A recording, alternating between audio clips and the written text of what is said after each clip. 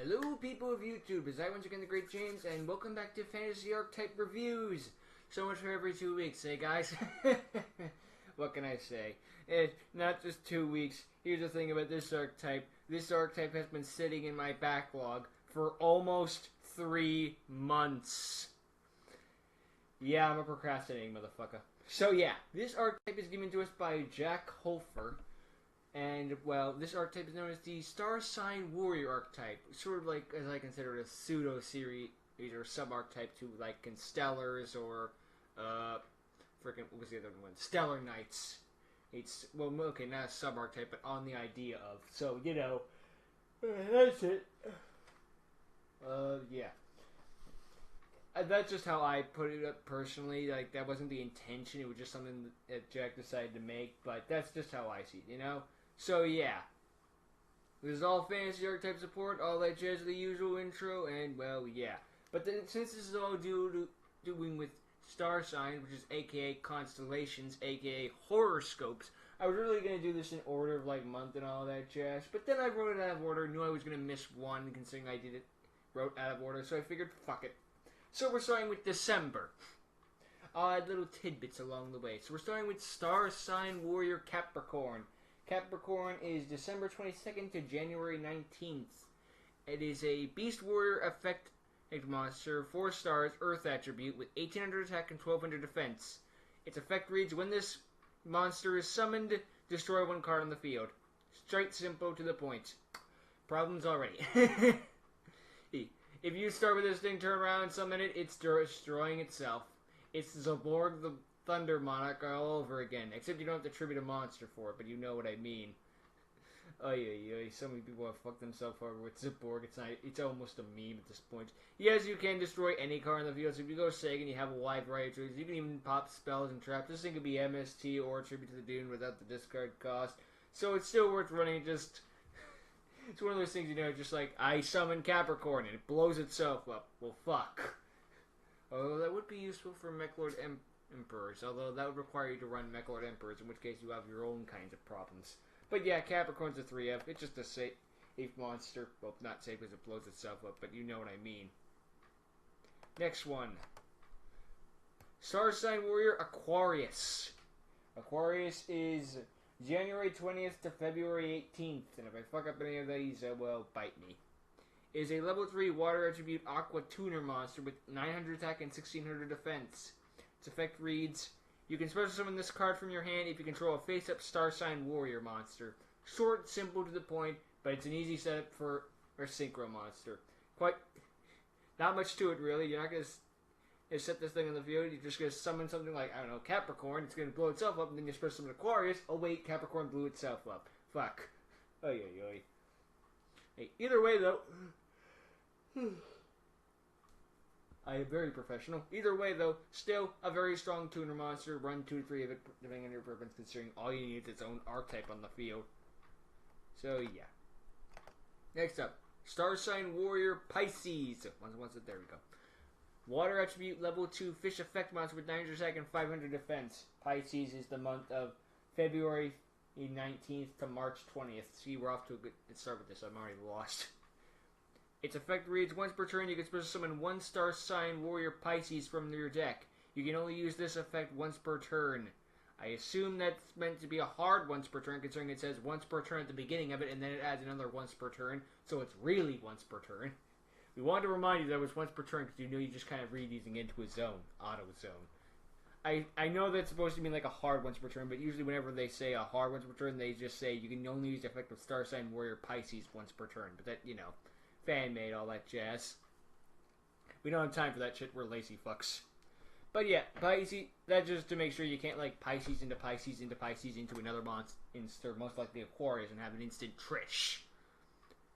So yeah, all they do though, Pisces is still a 3 because, what do I even need to explain? Just this thing literally summons your entire archetype except for the extra deck. There's no reason to not run it. Wait, no, it does special summon specifically Pisces, so maybe you don't, but I can't read. In which case, you can make a gotcha too, so it's trying to be CD, but it's not really as useful. Either way, though, still a good enough card. Worst case scenario, it's a Link monster. Anyway, next one. Star Sign Warrior, Aries. Level 5 light attribute Beast Warrior effect monster with 2200 attack and 2000 defense. Oh boy, a tribute monster. I didn't know I was back in the Labyrinth archetype. Aries is March 21st to April 19th. I can't read, okay? You're lucky I'm getting this far. When this monster is normal summoned, you can special summon one Star Sign Warrior monster from your graveyard. Well, that's basically the entire archetype. So yeah, you're pretty much set to go there. But the problem is, it's a level 5 monster. Although granted, if you bring back frickin' Pisces Aquarius the Tuner, you got a level 8 right there, so that's not bad, but still, it's a tribute summoned to be monster reborn for the entire archetype. I'm personally not a fan of tributes, and this thing could be run over by fucking Gaia the Fierce Knight. Not even any of its other counterparts, just Gaia itself. But, you know, it's a good recovery, I guess. So I guess if you really want to run him, it's not bad, and you could run him at 1 at the most. So, you know, you could do worse. Trust me, there is worse. Next we have Star Sign Warrior Tauros. Or Taurus. I don't know how to pronunciate words. I'm thinking of the Pokemon. Level 6 light attribute Beast Warrior effect monster with 2400 attack and 1500 defense. Its effect reads, this monster can attack every monster your opponent controls once. I assume that means once each, considering if that means once, then that means it can only attack every monster your opponent controls once, and then it can never attack them ever again. In which case, you kind of fucked yourself. I know it's trying to be like the whole I can attack everything, but sometimes that dude, I don't know. Oops. Not now, see, cleaner. Anyway. He's still, Star Sign Warrior Tauros is a better tribute monster than, well, debatably better than Aries, but Aries still gets it back a monster. Also, Tauros, I just remember, Tauros is April 20th to May 20th. There we go, got that out of the way. Tauros is debatable, really. I'd probably run Aries before, considering Aries is at least monster reborn for the entire archetype, but I guess we need that extra muscle. Tauros can be run at 1 just for safety. But, you know, that's just my opinion. Okay, next one. Star Sign Warrior Gemini. Light attribute level 4 warrior effect monster with 1700 attack and 1200 defense. Effect reads, this monster can attack twice per turn. Let me get the trivia out of the way while I remember it. May 21st to June 20th. Well, of course I'm going off of the English calendar, or the American calendar, for those of you who are still living under a rock and be like, what are these dates? I don't know what it is in other countries. I'm American, I'm therefore ignorant by default. But Gemini here is a very interesting gem because, well, it reminds me of a Sora Priest without the attack, without the adding back to the hand, because the Sora is a pretty spirit monster. Especially in the stat lineup. But, you know, Star Sign Warrior Gemini, nothing too special, but sometimes that's enough. But it just says it can attack twice per turn, not your opponent's monsters twice per turn. So, you know, you can do double direct attacks. What the fuck? Why the fuck not? So yeah, Gemini's here. It depends on preference, but I say 2 or 3 in my personal opinion. That's just me. Yes, run 2 to 3 of this imaginary card. I think I make that joke every episode. Star Sign Warrior Cancer. Wire Tribute level 3 Aqua effect monster with 800 attack and 1600 defense. Cancer is a disease that can kill people. Oh wait, wrong kind of cancer. June 21st to July 22nd. Its effect reads, all Star Sign Warrior monsters you control can't be destroyed by card effects. Okay, so I have a problem with this thing. Its main problem, because this is really good whole defense and all that jazz, considering, okay, none of your Star Sign monsters are affected by card effects. That is good. I can't deny that one. The problem with it is, it only has 1600 defense points. What the fuck? I could run this thing over with Battle Ox. Like, I could run this thing over with so much. Like, this isn't an age of, like, set one and maybe a face down and pass as a good formula anymore. No, we are far removed from that. Like, this is not GX5, early 5D standards. This is like, you sit out your entire hand. If you don't, you're fucked. Like, you can't just set a monster and pass unless you're playing a really slower format. I mean, I guess you could debate, well, he could just sit at the graveyard like Monster Reborn or something like that. You could. Doesn't mean you always will, though. Cancer's debatable, like actual cancer. I'd say run 2 of it. This will be the one time in my entire life where I suggest that you run Cancer. Oi. Anyway, Cancer is debatable. I'd say 1 to 3, but that's just me. If you're gonna run it at all, of course, you have your own opinion. But anyway, we have the worst tribute monster in my opinion. Assuming I remember correctly, it's a tribute. No, I was thinking of Tauros. Okay, great. Leo, Star Sign Warrior Leo is a normal monster with 4 stars, a light attribute, Beast Warrior with 2200 attack and 1500 defense. This motherfucker could run down Gene Warped Warwolf. Its effect reads, this warrior is the oldest of the Star Sign Warriors. And the time for Leo is July 23rd to August 22nd. Okay, so if you just need a beat stick, like Leo's your main guy, there's no debate about that, because if you just want to beat over any motherfucker, that's literally all you need. Who's Castell the Sky Blasting Musketeer? All I see is Bitcheroony. So yeah, Leo ain't bad at that. But actually, there's a potential lore reason as to why he's considered the oldest of the Star Sign Warriors. See, this is complete hypothetical. I'm assuming this is what it's going for, but I have reason to back it up. Leo was the first constellation cataloged by Greek astronomer Plotonomy. You look up the constellar M7 guy. The rank 6. In the 2nd century, of course. So that could be the reference here. Since Leo was the first constellation cataloged, that's probably where the idea of it being the first Star Sign Warrior came from. And of course, Plotonomy is M7. And of course, Plotonomy also cataloged the other constellations. I'm just calling it Plotonomy, and if I'm saying it wrong, well, you can bite me for all I care. I'm trying to say words that isn't in English, and therefore I am ignorant as fuck. So yeah, that's my fan theory as to why it's named that. Do I have any grounds to stand on? Absolutely not. But at least I tried. Okay, next would be Libra, except Libra isn't a monster, so we're going to skip her. Or should I still keep it the order and just get the spells early? Yeah, we'll keep the spells to itself. So we're just going to skip her. Fuck the women. Anyway, so we're just going to stick with monsters for now. So next we have Star Sign Warrior Virgo, or Virgo, or whatever, because we really need a pair of tits in this. Virgo is August 23rd to September 22nd. And it is a level 4 light attribute fairy tuner monster with 1500 attack and 900 defense. Its effect reads, when this monster is normal summoned, you can choose 1 star sign card from your deck and add it to your hand. Literally any star sign card. You cannot be any more generic with that. It's a tuner that also searches your entire archetype. Do I need to explain why you run 3 of this thing? No. Good. Glad we're on the same page. Ay, ay, ay. So yeah, Virgo's a 3 of and a definite babe. I mean, good. Next one. Star Sign Warrior Scorpio. I really wanted this thing to look more badass, but given its stat total, it does not deserve to be any more badass than what it is now. October 23rd to November 21st. I hope I didn't miss it. Ah, fuck it. Did I miss one? No way, I'm thinking of Libra still being in here, but we skipped her. Anyway, Star Sign Warrior Scorpio. Light attribute level 2 insect effect monster with 100 attack and 100 defense. Its effect reads, when this monster is normal summoned, you can draw 1 card for every Star Sign Warrior monster you control. Which means that guaranteed when this card is summoned, it replaces itself. Because you neg 1 to summon it, but then you draw a card. So yeah, Scorpio is pretty solid on that ground. And of course, that's if it's the only Star Sign monster on the field. If you have more Star Sign Warrior monsters, as if there were any others you kind of have, you could plus up to 6 due to the effect of 5 main monster zones and of course extra monster zones. Wait, every Star Sign Warrior you control. We're just like every Star Sign Warrior monster. Just like, what about the mirror match?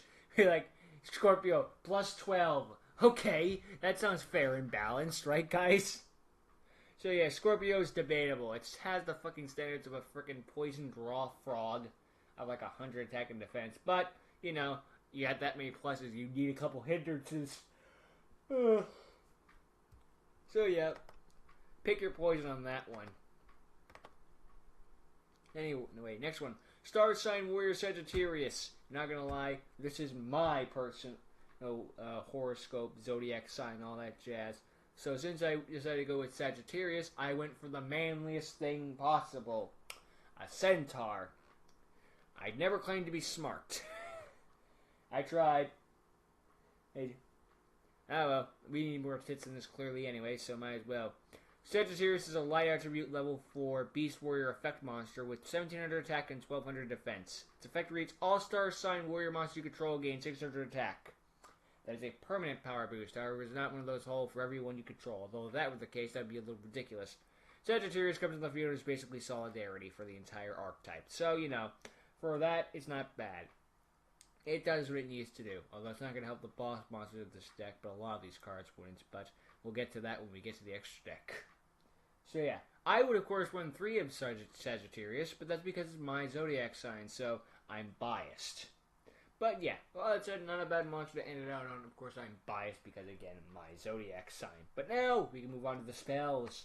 Spoiler warning ahead of time, we'll press through here. There are no traps in this archetype, so don't need to worry about that. So after we're done with the spells, we move on to the extra deck, and then we're done. And so let's move on to the spells, as I just said. Let's go to the one I skipped, Libra. Star Sign Magic Libra. Another pair of tits. Hold on. I hate it when it does this. Normal spell. Choose one face-up star sign monster on the field. Noted. The attack of all monsters you control become the same as the attack of that monster. Very simple, straightforward to the point. It makes all your monsters plausibly the strongest of all. I don't know. It makes your monsters very, very strong. Even though I think of all the star sign monsters, Taurus has the highest. The highest they're going is potentially 2,400. Although with Sagittarius on the field, they're all getting a power boost, so that's about 3,000 for all of them. And I think the power boost would then kick in for them again, so that could be very devastating. A lot of monsters interfere with 3,600 attack, though I don't know. It doesn't say original attack, so again, I don't know. Would that cause an infinite loop? Probably not. I don't know. Either way, Libra makes my head hurt now. So anyway, Libra's whole thing is she is September 23rd to October 22nd. That is her zodiac sign thing. Days in the month, yeah. Oh, fucking Sagittarius was November 22nd to December 21st. I had one gimmick and I blew it. Lovely. Right at the end, too. Anyway, Libra is debatably... at the end of the day, it just boosts up your weaker monster. Although I would love to be that one guy who summons Scorpio and then has all the power boosts go to based off of Scorpio's attack, just to be that dumbass. But whatever, we all need that kind of scrub in our life to remind us, you know, maybe I'm not at the bottom of the barrel, but I'm getting off topic. Hey, Libra's a definite, it kind of pick your poison sort of thing. It can potentially power boost all your monsters, or screw them. Your choice. But still, not bad. Next card is going to be a field spell, everybody. Star Sign Castle. As soon as it wants to load. Again, a Star Sign Castle, again a field spell. You have no idea how hard it was to find a castle in the sky, due to the fact that there actually is a movie called A Castle in the Sky. It's like, fuck! So I went set up for a sky in space instead. Granted, that's probably more fitting. I don't know why I thought all the Zodiacs would be in the sky, even though technically they're more in space. I never claimed to be smart, okay? All-Star Sign Monsters... Take 2. All-Star Sign monsters you control gain 300 attack and defense. When this card is activated, you can add 1 Star Sign Warrior or Star Sign Magic to your hand. Interesting as this doesn't say Star Sign Warrior, although granted when we go into the boss monsters there's probably a reason for that, although in that case he usually said Star Warriors or something like that, but I'm getting into spoiler territory. Anyway, this thing is a pretty okay power boost. You know, all field spells feel like they have to have a power boost of some sort to make them feel a bit more like a field spell. So, you know, can't really knock it for having a pretty just mediocre power bonus. But the fact that this thing is when activated searches your entire archetype, that ain't bad. You know, people still play Union Hanger, although Union Hanger has more effects even after you frickin' activate, because Union Hanger on activation is a free search, and then after that it literally just gives you your entire rest of your archetype once per turn. So, after Star Sign Castle is activated, it's just a generic power boost. So, you pick your poison. I'd say it's worth running at least 2 just because it does search your entire archetype. Terraforming. Oh, wait. Terraforming didn't get hit. Did it? No, it didn't. Ancient Fairy Dragon was the one I got hit. I know the ban list so well, don't I? Oh, we did. You could just run Metaverse, the trap card. Anyway, Star Sign Magic Hope. This is one I had to redo because I accidentally made the entire archetype and then forgot to save Hope. Oops. Of all things to not save, it was Hope. Normal spell. Special summon 1 Star Sign Warrior from your graveyard. You can only use the 1 Star Sign Magic Hope per turn. See, that's a hard once per turn, everybody. So yeah. Star Sign Magic Hope is very straightforward. It's an archetype exclusive monster reborn. Very short, similar to the point. I don't need to explain why you run a 3 of this thing. Star Sign Magic Hope. Although that could be like the whole Pod Desires. Banish 10, draw 2, draw both Pod Desires. Motherfucker! Although that couldn't happen with this, considering it doesn't let you draw. Unless you bring back Scorpio, because its effect isn't negated. Although that's, I think it's a normal zone. I'm getting off topic. But anyway, we have to go on to the second to last spell card. Star Sign Magic Shooting Star. And no, I didn't forget the G or the space because that was how it was spelled to me. Shooting Star. So that's how I'm pronouncing it.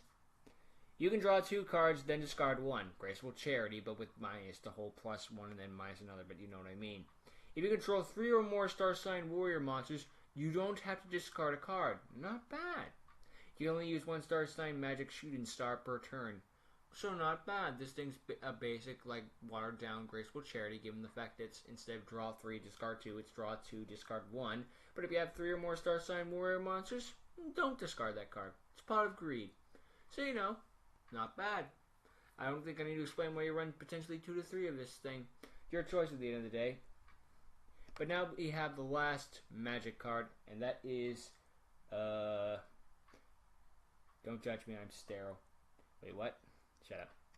Okay, no, I'm right. Star Sign Magic Storm. Just electricity, just lightning in space because fuck me. Quick play spell card. You can use Star Sign Magic Storm during main. Oh, wait, you can only use Star Sign Magic Star Storm. Wait, it's supposed to be Star Sign. It's supposed to be. Yeah. Anyway, you can only use this card once per turn during your main. But you can only use this card during your main phase 1. Which makes you question why it's a quick play. Choose as many monsters on the field as there are Star Sign Warrior monsters in your field. Return them to the hand. So the basic premise of this card is for all the Star Sign Warrior monsters you control, you can then target your opponent's monsters and then return them back to the hand. This thing is composed on crack. I don't know why it's a quick play considering it can only be activated during your main phase 1, so it's not like you can activate this thing during your opponent's turn. Just bounce all their shit back. But I guess if you were being like chained into like Torrential Tribute or something like that, I don't know. I don't know how the chain link would work with that. But that's just my theory. A game theory. Thanks for watching. End of episode. No, I'm kidding. But yeah, Star Sign Magic Storm is potentially very devastating. Considering the fact that all you need to do is just control 1 monster, it's a spell card compulsory evacuation device. So not bad. Definitely run 1 to 3 of them depending on your playstyle. But then, that's the end of the spell cards. But of course, we aren't yet done. There's still 1 more deck to search through. And no, it's not traps. I told you there were no traps. Up next, we have the extra deck. Let's get it on. Once I can find it. Oh, it's at the top. I wonder if I can find it. I'm an idiot. I can't read. Shooting Star Warrior Griffin. It's a ritual because it's okay, so here's the thing. As I always explain, it's seen as a ritual, but it's actually a link. But Card Maker won't let me make links, so I just use them as a ritual. So I'm going to tell you what it is. Well, I'll read its effect. Shooting Star or Warrior Griffin. Light attribute. Link 2. That's why there's an L2 in the corner. Beast Warrior, Link effect monster with 1800 attack, and of course it's the Link, so no defense. Its materials are 2 Star Sign Warrior monsters. Its Link markers are point at the bottom right and bottom left. And its effect reads, once per turn you can special summon 1 Star Sign Warrior monster to a zone this card points to. It does not specify where you get that monster from. Special summon any Star Sign monster from anywhere. Special summon it from the hand, deck, graveyard, any banished zone. Just says special summon a Star Sign Warrior monster. That's all you need to do, buddy boy. Ay, ay, ay. It's amazing how you just remove 1 little bit of text and suddenly the entire archetype breaks itself. Nope. So, I assume he meant like hand or graveyard, of course, because there's no way that had to special summon from the fucking deck. And Banner Stone just wouldn't make sense, but it could be, who knows. But just removal of that is ridiculous. But yeah, Shooting Star Warrior Griffin, just for the whole butchering there. Not bad. But no, that's the only Link monster of the deck. Now we go into the Synchros. Shooting Star Warrior Pegasus. Light attribute, level 6 Beast Warrior Synchro effect monster with 2300 attack and 1500 defense. I have a funny story with this card, but I'll read the effect first. Of course, its requirements are 1 Star Sign Warrior Tuner monster plus 1 or more non-tuner monsters. Its actual effect is, when this card is summoned from the extra deck, where else would it be? Well, I guess it was a Monster Reborn. Destroy all spell and trap cards on the field. This thing's fucking Heavy Storm on summon. That is very powerful for a level 6. With Brionex stats. And so yeah, that's very powerful and definitely worth running for that alone. Also, the funny story for what this thing is, when I was originally making all the Shooting Star Warriors, I forgot to change the image, so this thing was like the next two coming up for a while until I looked back to make sure I had everything. It's just like, oh shit. Good thing I caught myself, or else that would have been a giant egg on my face. But yeah. And next we have Shooting Star Warrior Hydra. As soon as I can find the fucker. Yeah, so of course Pegasus is good, but here's Shooting Star Warrior Hydra, aka Exedra from Bakugan, because I couldn't come up with anything off the top of my head that looked more like a Hydra than the fucking Exedra, and I couldn't pick the Hydronoid because for some reason Hydronoid only has up to 3 heads, while this thing actually looks like an actual Hydra, but now I'm ranting about Bakugan in a Yu-Gi-Oh video. Anyway, level 7 Light Attribute Dragon Synchro Effect Monster with 2700 attack and 2000 defense. And its requirements are, of course, 1 Star Sign Warrior Tuner monster plus 1 or more non-tuner monsters. Its effect is, this monster can attack up to the number of Star Sign Warrior monsters you control. So this thing could attack up to 5 times, given the main monster zone. Or it could attack none of them, considering it's not a Star Sign Warrior itself, so this thing could potentially not attack. Your choice whether you want to run or not, because this thing is like Shooting Star Dragon's effect. You could potentially attack 5 times, or you could not attack at all. Do you want to flip that coin? Although with Shooting Star Dragon's effect, you could choose to not activate the effect, and Shooting Star can still attack only once. Hydra? No. It is required that you do that.